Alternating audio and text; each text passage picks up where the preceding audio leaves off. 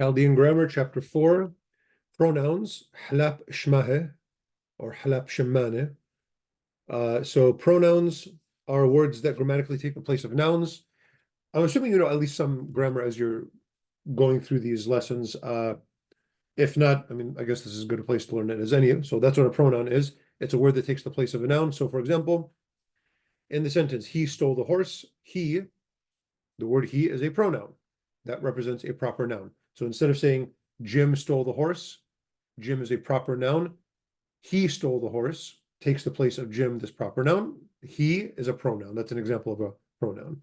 There are different types of pronouns. There are personal pronouns, I, you, and he. There are possessive pronouns, my, your, his. Demonstrative, this, that. Interrogative, like question pronouns, who, what, where. Relative pronouns, those begin relative clauses. So that, which, something like that. And then general pronouns, someone, something, everything. Those are general pronouns. So I'm just going to go through each of those in Chaldean. You can basically consider this chapter just a bunch of vocab, but it's going to be valuable to learn some patterns as well as you learn these.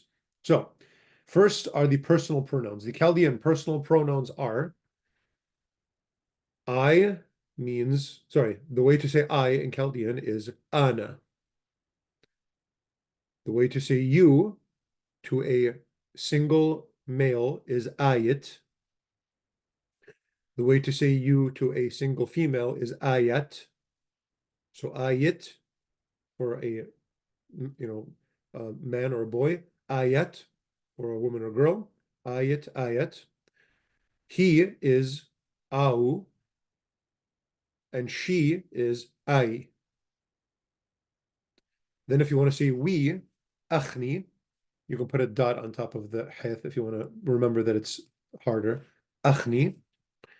You plural, so if you're saying you to more than one person, akhtun, and then they is any or ani.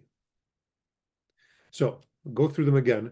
Ana, ayat, ayat, au, ai, akhni, akhtun, ani.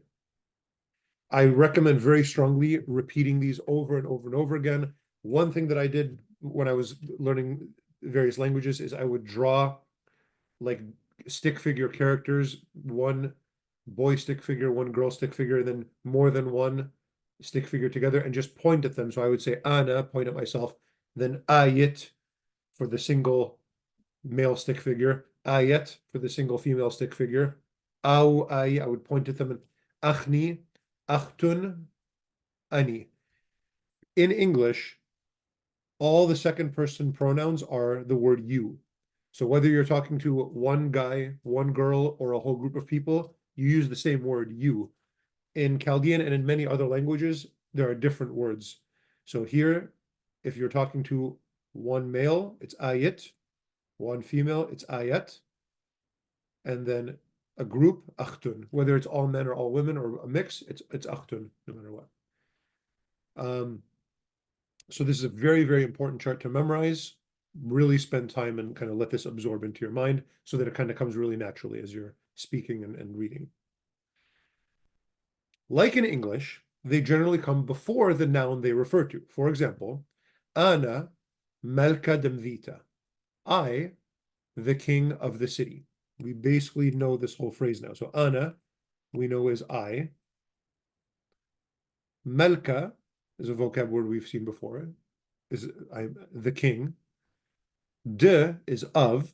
We know that from, I think, the first chapter. And then Mvita, we know, is city. So Ana, I, Melka, the king, Demvita, of the city. Ana, Melka, Demvita.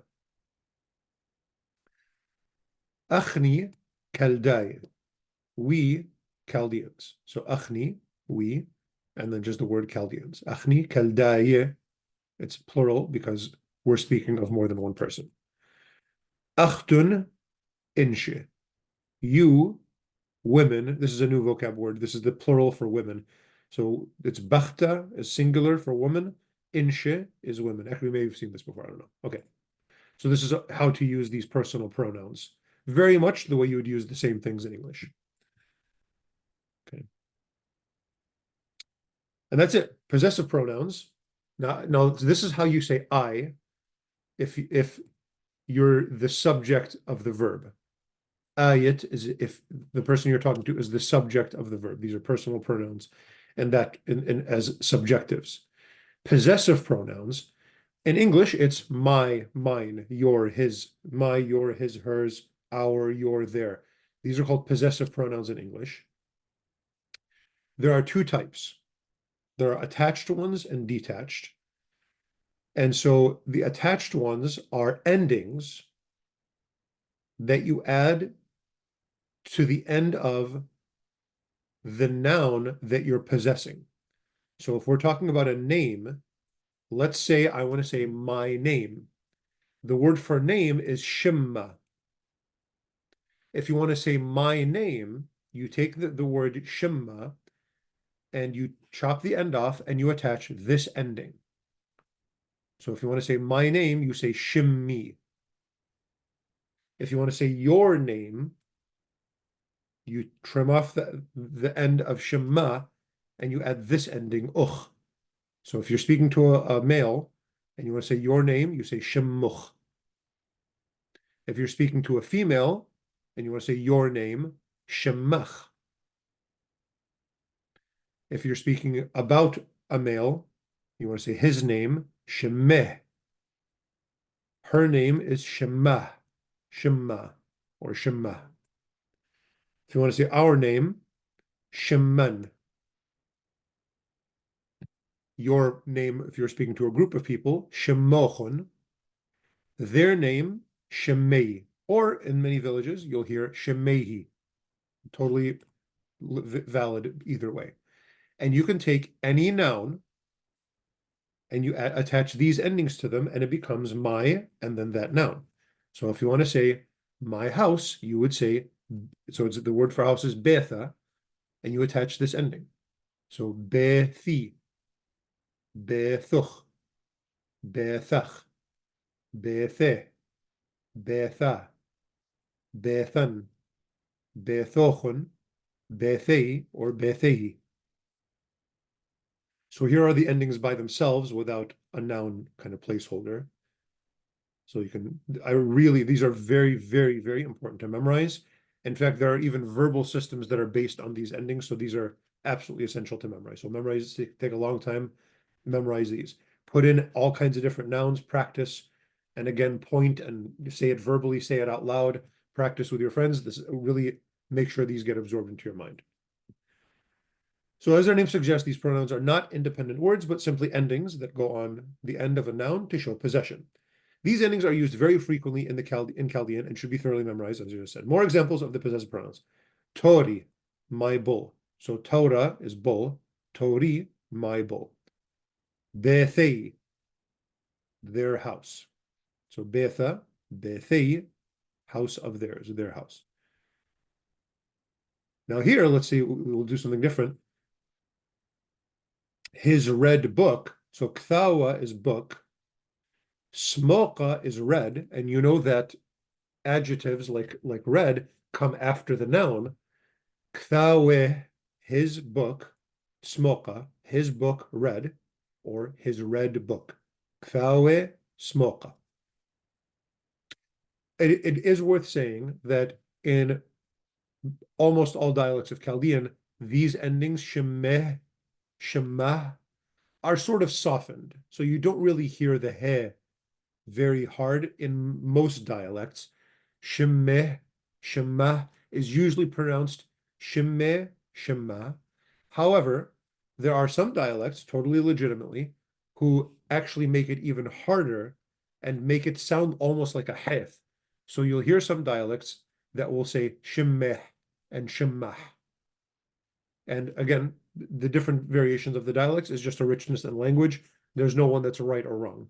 So it's important to be able to recognize that the meaning when you hear it. Shemeh, shemah, or shemeh, shemah. So those are the attached possessive pronouns. However, there's another way to illustrate possession is this word deal. And there are different ways to pronounce this as well. But if you want to say my name and you really want to stress the fact that it is yours, you use the full word shimma, and then you use this particle, dil, and then you add the same endings that we learned to this word dil. So shimma dili, the name that is mine. It's the kind of you're really stressing the fact that it's yours. Now, it's all these same endings, shimma dili, shimma diluch, shimma dile, and so on and so on. Okay. And here's the word by itself. Now, however, there's variation in how this word is pronounced. Some villages will say dili, diluch, dile. Some, and maybe a majority of them, will actually make the lemeth silent. As it says here, note that the lemeth in the word dil is often unpronounced. So some villages will say dile, dili. Others will say di, and they'll make the lemeth sort of an alap. Shimma di, shimma diyuch, shimma diye, shimma diyan, shimma diyochun, shimma diye. So sometimes the lemeth is unpronounced in some villages. Sometimes it is pronounced, dili, diluch, dile. And sometimes there's a couple of villages or regions within villages that will actually turn this into a deleth. And once in a while, you'll hear somebody say, shimma didi, diduch, dide, didan, didochun, dide. So just be aware, there are different variations of the pronunciation of this, but they all mean the same thing. So here is the word by itself in the sort of most fleshed out spelling. Now, this is a very useful ending, this detached word, because sometimes you want to say a plural noun. Okay, so telmidha is disciple, telmideh is disciples. Now, let's say you want to say his disciples, and you want to use these endings. You would say telmideh, telmideh. But that's exactly the same as his disciple. So telmidha, you would trim the ending and put a he at the end. So telmidha, a single disciple, you have one student, you want to say his one student, telmideh. And if you want to say telmideh, his disciples, it sounds exactly the same, telmideh. So that's a problem. It's a problem in Chaldean that singular and plural nouns, if you use just these endings, it's going to sound exactly the same. That's where these can be very useful. So if you want to say his disciples and you want to really make it clear that there's more than one, you say the full word, telmide, and then you use this ending, die, telmide, die. That way it's totally clear that you're talking about a plural number and that it belongs to him. This is one place where these endings are very useful. Here's another example, malacha, die, their angel, mathwatha, diyan. In a feminine plural like mathwatha, you could just say mathwathan. The singular of mathwatha is matha. So if you want to say our village, you would say mathan. If you want to say our villages, mathwathan, okay, that's clear enough. But you can also totally legitimately say mathwathadiyan. These are all valid options. They're sort of synonyms for the same idea. Demonstrative pronouns. Demonstrative just means you're something that you would point at, this or that. So if you want to say this, adh or adhi, adh or adhi, you'll hear sort of both variations of that. Adh or adhi. So if you want to say this house, adh betha or adhi betha, they both mean the same thing. They're interchangeable. Adh betha, adhi betha. If you want to say these, something close by to you, but there's more than one, an or any. Now, so an bate, these houses, any bate, these houses. So adh for something that's one of them that's close to you, or n if it's more than one and if it's close to you. If something's farther away, so in English we have this if it's close by and that if it's far away. This is adh or adhi. That If it's masculine, so here there's a difference between masculine and feminine. That masculine is au or awa. Au or awa. The he is rarely pronounced. Ahu, ahua. Most of the time it's silence over here, like over here. That feminine, ai or aya. So this will be just that woman. Aya bachta. Ai bachta, aya bachta. Au gora, au agora. So they're sort of like over there. They're not right in front of you. That's when you use this or that. And if you want to say those, ane. So these is ani or any or an. Those is ane. So this vowel at the beginning on the alap becomes longer. Ane. Okay. Now, if you're paying close attention,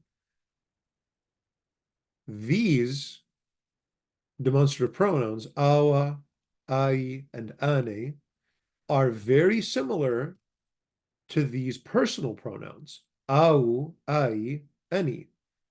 And that makes sense. It's logical that saying that man, au, or those people, ane, it's basically the same as saying he or they. It's almost the same idea. So because that's the same idea, it's almost exactly the same word, just a slight difference in the vowels. So these are, again, worth memorizing. They're pretty common words. Like the personal pronouns, demonstratives are usually placed before the word they modify, but not always. So you can say gora adi, or you can say adi gora. Either one, totally fine. The word order really can be either way. Ane vinatha rabe. So here again, ane vinatha, ane vinatha. Those cities rabe. Those cities big. Those cities large. That's just because the adjective always has to go after the noun. So it's in English, when you translate it, you have to move the words around. Those large cities. Awa kursi, that chair, or kursia. You want to be a little bit more precise. Awa kursia, that chair. Okay, interrogative pronouns. These are basically just vocab words. There's not much of a pattern here. If you want to say who, you say men or many or mani. Sometimes you'll hear a kind of longer vowel there. What is ma or maha? Which is ema. So there's a kind of limited number of options, ema. When is iman. Where is eka or eka? You'll hear different vowels in the alap. Why? There's a different ways to say why. You can say qay, or you can say qai. Those are both legitimate pronunciations, qay or qai. You can say tamaha, and tamaha is interesting because it means, so the word ta means for. We already know that from earlier chapter, ta. Maha means what? We already know that right here. So tamaha means for what, which is another way to say why. And then a classical way to say why is lma. You won't hear this spoken very often. And if you want to say how, the word is dich, or it can be pronounced dech, with a longer vowel here. Dich or dech. Okay, so these are the interrogative pronouns. Again, I wouldn't worry about patterns here, just learn these as if they're vocab words. So for example, Emaktawa, which book? Eka, here I'm inserting a verb just because I need a verb here. We don't know this verb yet, we'll learn it soon. Eka ile gumla. So where eka, gumla is camel, ile is, so where is the camel? Eka ile gumla. We'll talk about the ile in about a chapter or two. Iman bid'athe bronuch. Again, this is a verb. We don't know verbs yet. But iman is when. Bid'athe is he will come. Bronuch, brona is son. Bronuch is your son. When will your son come? Iman bid'athe bronuch. I put the words we don't know yet in parentheses so they don't give you anxiety. Okay. The relative pronoun is the letter deleth. I've said this before I think in the first chapter, the letter deleth can mean of, but it can also mean that or the which or who. Now, it doesn't mean that as in the sense of, oh, that house over there. It means that in this city, in this sense. The city that we live in. The city that we live in. Here in English, the city that we live in, this is a relative pronoun. It begins a relative clause. So how does this work in Chaldean? Mvita dikhahoch bgawa. So Mvita is city. Bgawa means in. The city that's what that deleth is doing. Chahoch, that we live in it. Vita dikchahoch bgawa, the city that we live in.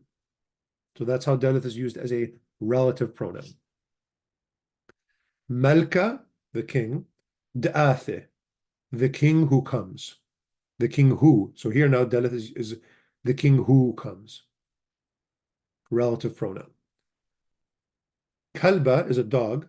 Dikna'is, a dog that bites.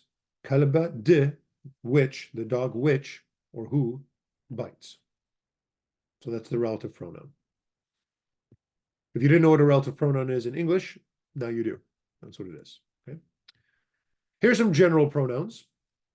If you want to say so-and-so, some guy, some girl, you say flanaya or flanetha. So flanaya is masculine, flanetha is feminine. Sometimes you'll hear this just kind of minimized as flan. Flan. You will hear some dialects say it plan or pullan. Pullan. Sometimes they'll kind of swallow the lamed. That's also very valid. These are different ways to say the same idea. If you want to say someone, if you want to say one, it's like one guy, or even a guy. Cha. So chanasha, yeah, this person, one person. If you want to say no one, lacha. Lacha, nobody. Not one. If you want to say someone, the word for someone is chanasha. So this first one here corresponds to this first one here. Someone is chanasha, one person. Everyone is kul nasha. Kul, all, nasha, person, all persons, everyone. No one is chu nasha. Chu, no, nasha. Or la nasha, you can even say la nasha, but more common you'll hear chu nasha. If you want to say everyone, kul mani. Sort of whoever is kul mani. And then each one is kul au. Kul au, each one who, whatever. If you want to say thing, just a vocab word, the word for thing is mindi. The word for everything, I bet you can guess that. Kul mindi, everything. If you want to say nothing, chu mindi. And then if you want to say some, chakma. Had kma. Cha kma. Some number. Okay, chakma. Again, just memorize these as vocab words. So for example, chakma b'mvitan. Some in our city. So look at it, there's a lot going on here. So chakma is some. B is in. Mvita is city. Mvitan is our city. So we learned all that this chapter. Chakma b'mvitan. Some in our city. Kulmani, everyone. Da'athe, who comes. So here there's the deleth relative pronoun again. Each one, who, is that the deleth, who comes. Chanasha, one person. And that's it. So the vocab for this chapter is the pronouns we just went through. I'm not going to read them again. Here's the detached pronouns. Here's the demonstratives. Here's the interrogatives. Just all the stuff we just learned. Anything new? No, that's it. Here's the general pronouns. I think we already saw all these. Yep. Here's a few new nouns. Amira is a prince. Nasha is a person. We've seen that in vocab before. Brata is daughter or girl. Bnatha is daughters.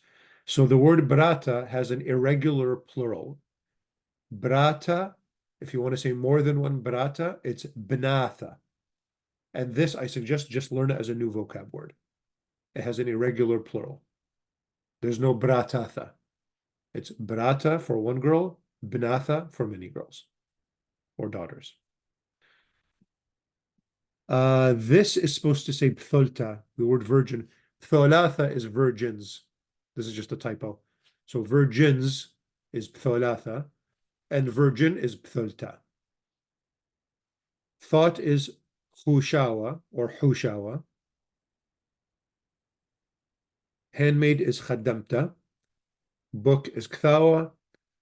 Altar is madhabha. City is mvita. Kingdom is malkutha. Servant is auda or oda. You'll hear both of those. Shimma is name.